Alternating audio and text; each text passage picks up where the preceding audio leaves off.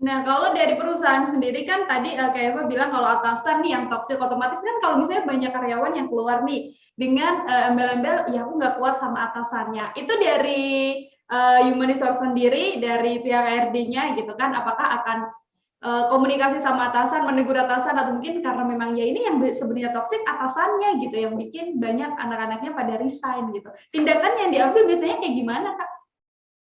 Jadi kayak yang aku bilang tadi, pastinya kita akan ngobrol ke atasannya, karena kita nggak mungkin langsung ngejudge, ini anak lu resign gara-gara lu nih, gitu. Lu Oh, harus oh. resign. Jadi kita buka open communication, HR dan atasan tersebut ya, gimana, kenapa anak-anak kamu merasa demikian, kenapa anak-anak kamu kok belakangan ini ada beberapa yang resign ya. Sebagai HR kita nggak mungkin bilang ya, anak-anak kamu resign gara-gara kamu gitu.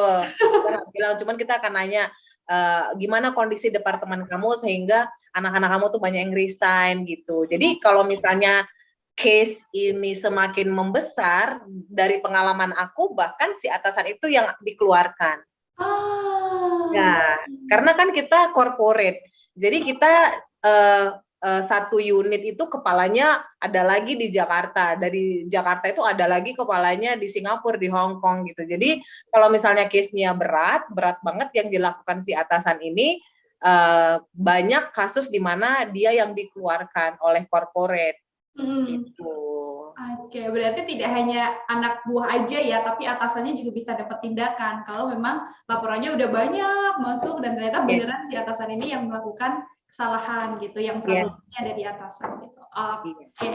Nah, terakhir Kak Yova, sebelum aku closing nih, kalau versi Kak Yova, lingkungan kerja kan berpengaruh banget ya untuk kenyamanan karyawan gitu. Mau itu karyawan baru atau karyawan yang bisa bertahan lama pun, kalau versinya Kak Yova, lingkungan kerja yang enak, lingkungan kerja yang nyaman, itu yang kayak gimana sih, Kak?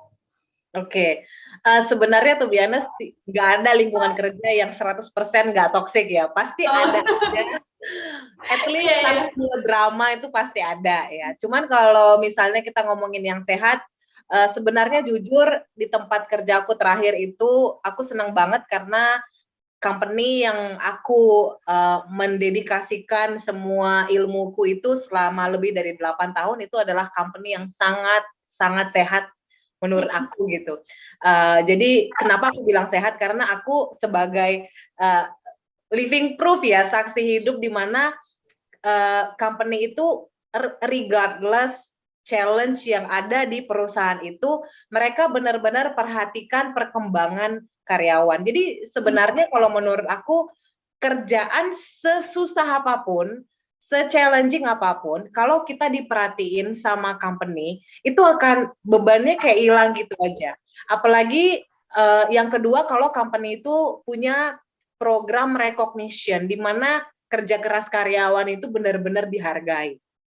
Dan itu benar-benar aku rasain, bayangin selama lebih dari 8 tahun, aku ngerasain itu nggak cuma setahun sekali gitu, tapi hampir setiap kali ya, hampir setiap hari aku bekerja, sesimpel atasanku sendiri bilang terima kasih, misalnya ngajak kita keluar, celebrate, kita punya goal ya, kalau kita achieve goal apa, atau dari corporate gitu. Itu menurut aku bentuk apresiasi perusahaan yang membuat karyawan nggak cuma mereka akan stay, nggak cuma mereka akan loyal di situ, tapi mereka akan mendedikasikan lebih lagi. Karena ya contohnya kayak aku gitu, karena aku appreciate banget apa yang dilakukan company itu, aku loyal banget sama company ini. Loyal banget, jadi 100% aku loyal.